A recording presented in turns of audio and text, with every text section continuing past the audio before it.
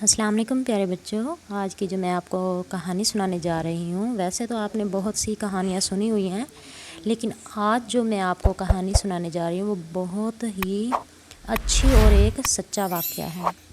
चलें तो कहानी का हम आगाज़ करते हैं। एक दफ़ा एक अल्लाह वाला बंदा जंगल में अपने रब की इबादत में मसरूफ़ था। एक दिन उस जंगल में बादशाह का गुज़र हुआ। बादशाह की नज़र उस फ़कीर पर पड़ी। बादशाह को फ़कीर इबादत में बहुत मसरूफ़ हुआ नज़र आया और उसे बहुत ही अच्छा लगा। बादशाह ने दिल ही दिल में सोचा कि क्यों ना अपनी बेटी की शादी इसी फकीर के साथ करवा दूं। चनांचे बादशाह ने अपनी बेटी की शादी इस फ़कीर से करा दी।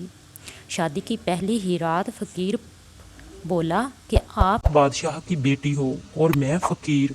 मेरे पास दुनिया की तमाम आसाइशें मौजूद नहीं हैं। तो फ़कीर की बीवी ने देखा कि झोंपड़ी में एक तरफ कुछ रोटी के टुकड़े मौजूद हैं और वो बोली, ये क्या है? तो फ़कीर ने कहा, रोटी के टुकड़े हैं जो सुबह हम पानी में भिगोकर खाएंगे। बीवी बोली कि सुबह किसने देखी, इसे उठाओ खाओ और अभी इसे हम खाते हैं।